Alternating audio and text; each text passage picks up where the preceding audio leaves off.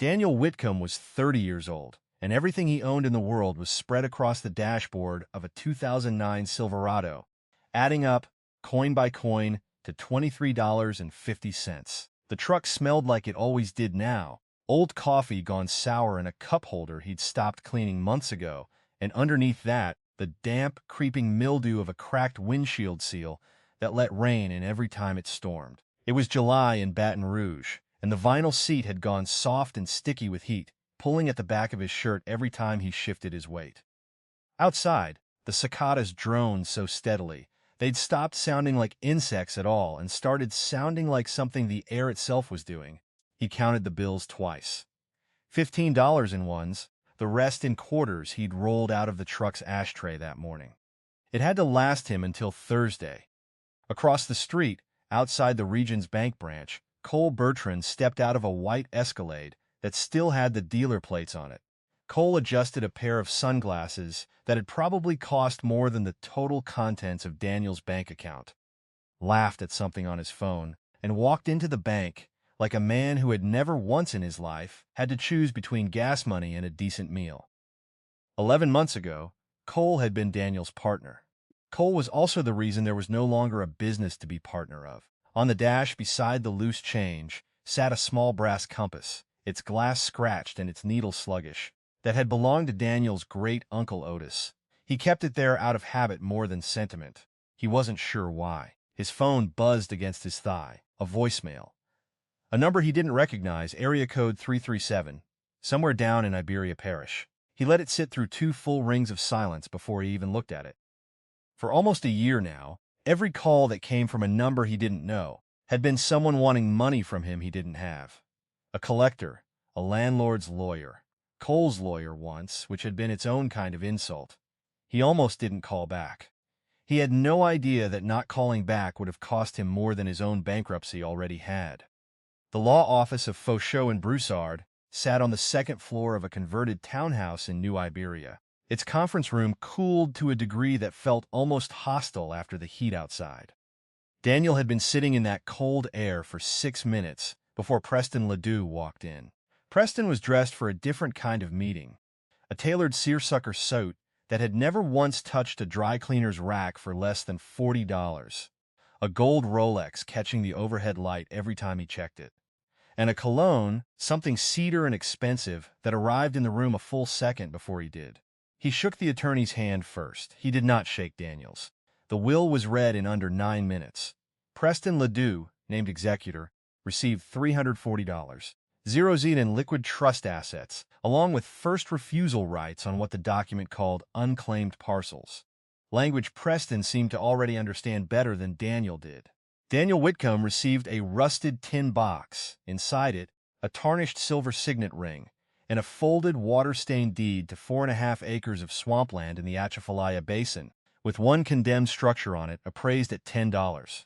Preston laughed. Not unkindly, not loudly, the kind of laugh that would sound perfectly reasonable if anyone played it back later. In the very same breath that he laughed, he was already texting someone about dinner reservations, his joy and Daniel's stillness occupying the same 3 seconds of air in that cold room. $10, Daniel, Preston said, sliding his phone back into his jacket. Otis left you $10 of dignity and called it inheritance. Don't spend it all in one place. Daniel didn't answer him. He'd learned over the last 11 months that silence cost nothing and gave nothing away. He picked up the ring instead. It was heavier than something that Small had any right to be, and cold against his palm even in the overcooled room, as though it had never fully warmed since it was made. Around its band, worn nearly smooth by decades of handling, was an engraving he couldn't quite make out. Some kind of mark, half a circle crossed by 2 short lines. Outside, alone in the parking lot, he turned it toward the sunlight to see it better. That was when he recognized it. The same mark, worn just as faint, sat stamped into the base of his great-uncle's old brass compass, the one still sitting on his dashboard 20 feet away. He didn't know what the symbol meant, but Otis never did anything without a reason, and Daniel had nowhere else left to be. He spent his last $40 on gas and drove 73 miles south on Route 90. Watching the highway shrink from 4 lanes to 2, Then watching the two lanes give way to a levee road that had no name on any sign, only a number spray-painted on a post that had rusted almost past reading. The shack sat at the very end of it, where the road stopped pretending to be a road at all. He smelled it before he saw it, stagnant water, and something rotting slow and steady underneath, the smell of a place that had been wet for longer than it had been dry. Then the sound reached him. Frogs calling in overlapping waves, and somewhere close, a slow, patient dripping he couldn't yet locate. The heat here was different from the heat in Baton Rouge, thick, wet, pressing against his skin like a hand. The porch boards gave slightly under his weight, soft with rot, threatening to remember they were once wood and not much else. Only then did he let himself look at the whole of it. Half the roof had given way into the black water, pooling beneath the back corner of the house, the collapse worse than anything the appraisal photos had shown. He stood there a long moment, thinking about a motel bed 40 miles back that he couldn't afford, and how easy it would be to turn around and pretend none of this had happened. He didn't turn around. Otis had trapped nutria on this land for 40 years. Men had come to him more than once with offers, decent ones, by swamp standards, and Otis had turned every one of them down without explanation. Leaving now would mean deciding that the last thing his great-uncle ever gave him was a joke. Some stubborn, unexamined part of Daniel refused to believe that about a man who had never once done anything without a reason. Inside, he found a lantern still hanging by the door, and matches gone soft with humidity that lit anyway on the third try. The flame caught, steadied, and then bent, sharply, sideways, leaning toward the fireplace wall as if something were pulling it there. There was no window near that wall. No draft. No reason at all for the fire to move. A flame doesn't lie about where the air is moving. Something behind that wall was breathing. He knelt at the hearthstone and followed the draft with his fingers until he found it. A hairline gap in the mortar, thinner than a coin, running along the base of the stone in a line too straight to be a crack. Straight lines meant someone had made them on purpose. He wedged the tire iron from his truck into the gap and pushed. The stone didn't crumble the way old mortar should have. It held, whole and stubborn, and he understood then that it wasn't mortared at all. It was a single carved face, fitted over open space behind it, built by someone who wanted it to look like part of the wall and nothing more. It took him 20 minutes to move it. The stone had swollen with 60 years of swamp damp, locked into its frame like something that had decided a long time ago it wasn't going to be found. He worked the iron deeper, shifted his weight, felt the metal bite into his palm hard enough to split skin at the knuckle before the stone finally gave. Not gently, but all at once, grinding backward with a sound like something exhaling that had been holding its breath since before he was born. Behind it, a narrow stone stairwell dropped into the dark. The air that came up to meet him was nothing like the swamp above. Cold, and mineral, and dry in a way that felt wrong under a house standing in standing water. Underneath that, faint, the smell of old canvas, oiled and folded and left untouched for decades. He lowered the lantern first, watching the light catch on shapes stacked in even rows along the far wall, dull, heavy, deliberately arranged. He went down slowly, one hand on the cold stone, and let the light do its work in stages, because his mind refused to take it in all at once. Silver bars, stacked 4 high and rows 6 deep, each one stamped with a small hallmark he didn't recognize yet. He counted as he went, quietly, out loud, because saying the numbers seemed to be the only way to make them real. 214 bars, by the time he reached the last row, and beside them, resting on a folded canvas tarp, a sealed oilskin folder that had somehow stayed dry for longer than Daniel had been alive. Inside it, in handwriting gone thin and careful with age, was a letter dated 1971. Otis wrote that in 1933, during the worst of the bank failures, his own father had pulled the family's savings out before the doors closed and converted every dollar into silver. Not out of greed, but out of fear, because the government was already moving to seize private gold, and no one trusted a receipt from a bank that might not exist by Friday. He'd buried it rather than report it, and never once regretted the choice, even decades later.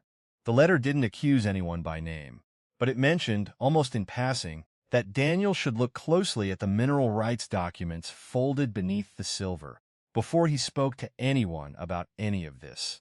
especially anyone who'd been asking about the land. Folded beneath them was a second document, an oil lease mineral rights filing, showing that a drilling company had been quietly leasing rights on the parcel directly adjacent to Otis's land for 11 years. The same 11 years Preston had spent trying to buy this swamp for almost nothing. The letter ended with one line, underlined once. "You were never poor, Daniel. You were just early." He had counted 214 bars. He had not counted on the pair of headlights that swept, right then, across the stairwell ceiling above him, because he had told absolutely no one he was here. By the time Daniel climbed back up into the front room, 3 people were already standing on the sagging porch, lit by the headlights of a car parked at an angle that suggested it hadn't expected to need to turn around. Preston came in first. Searsucker traded for a lighter linen suit, better suited to the heat, followed by a man he introduced only as a state counsel, and a third man carrying a tablet and a surveyor's tripod he set up without asking permission. "The estate isn't fully closed," Preston said, easy and reasonable, the same tone he'd have used to explain a parking ticket. "Technically, the parcel's still under executor review until probate finalizes. That gives me standing to inspect improvements. Nothing personal, Daniel. Paperwork." The surveyor didn't survey.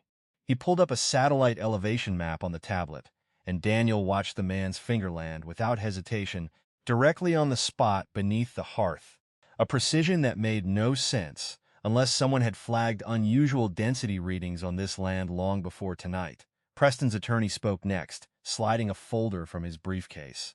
"There's also a 30-day contestment window on the estate, which closes in 11 days.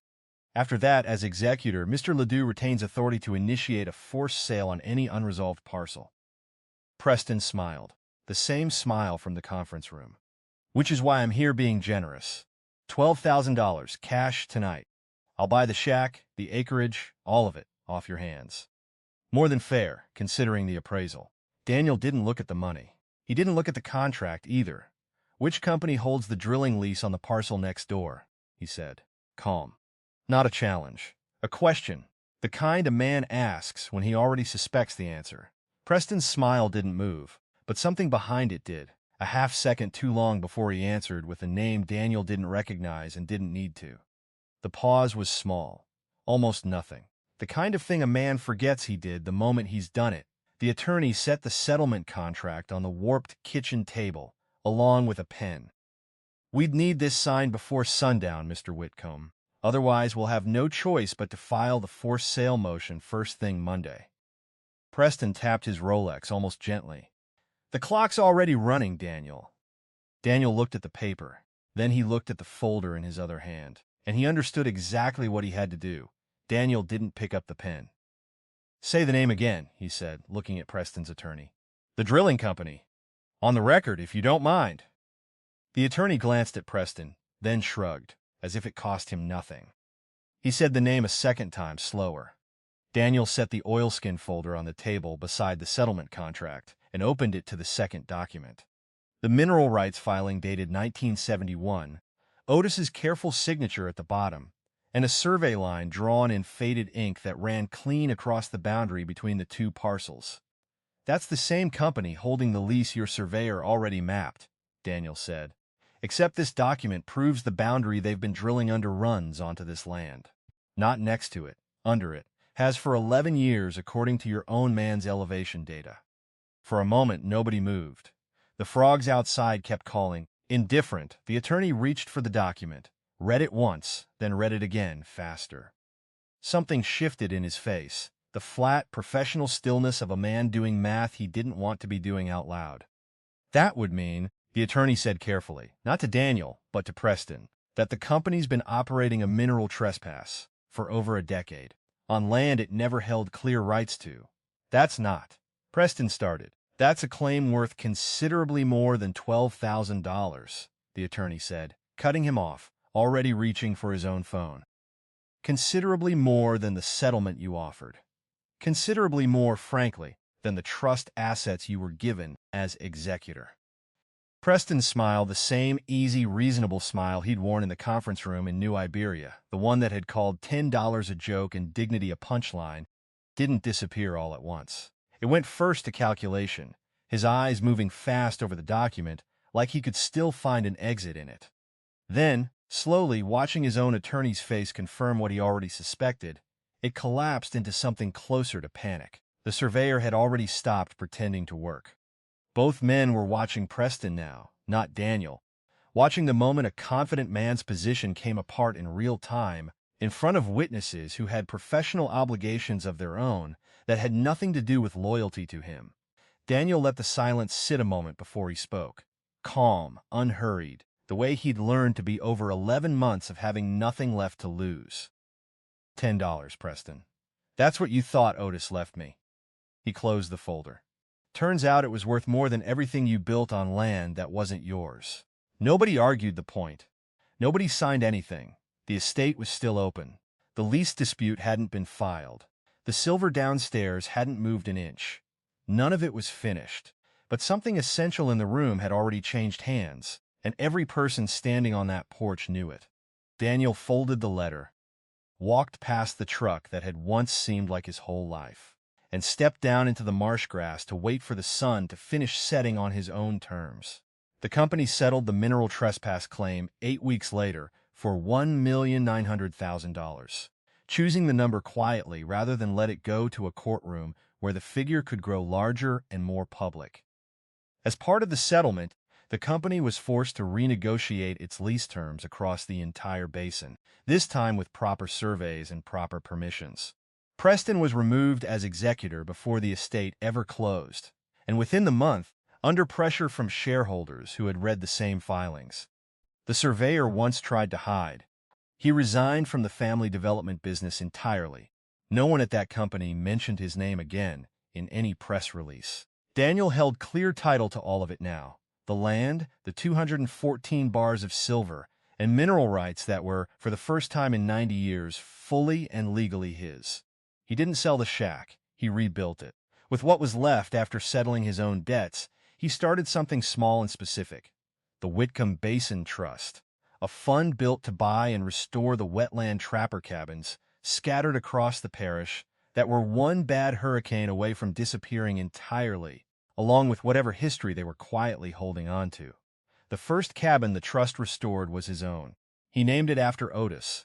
On a July morning almost a year after that first phone call from Iberia Parish, Daniel stood on the same porch where the boards had once given way beneath his weight. The wood was solid now. The heat was exactly the same, thick, wet, pressing. But this time there was coffee in his hand instead of loose change on a dashboard, and Otis's old brass compass sat clipped to his belt instead of gathering dust in a truck he no longer needed. He wasn't counting anything anymore. He was just watching the sun come up over land that had always quietly belonged to him. Otis never left Daniel a $10 shack. He left him the one thing money can't fake, the patience to wait for what was already his.